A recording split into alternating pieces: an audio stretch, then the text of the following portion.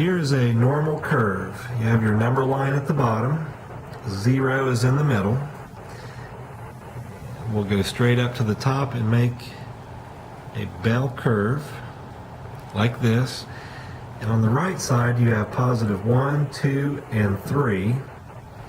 And on the left side you have negative 1, negative 2, and negative 3. The average of a list of numbers on a normal curve will show up in the middle where 0 is at. That's also X bar. These numbers on the bottom are z-scores, and we'll learn how to calculate that in a little bit. Now, each piece of the normal curve is broken up into sections.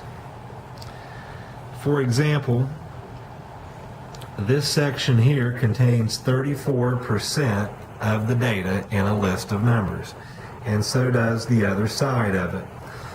If you add those two together, you get 68%. 68% of your data will fall between -1 and 1 standard deviations.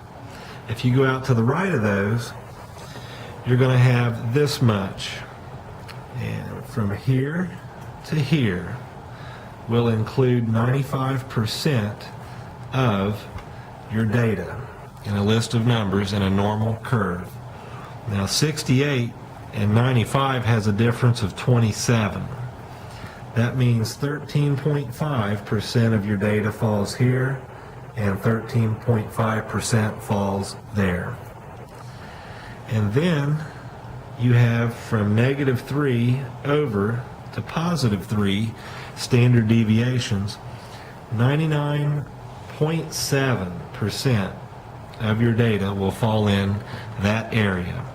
And from 95% to 99.7% is 4.7%.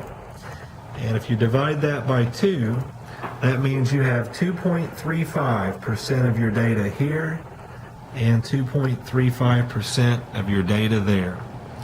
What's left over will be the tails on either end, here and here. 99.7 and 100 has a difference of 0.3, which means if you divide that in half, 0.15% of your data is there and 0.15% of your data is on the right tail.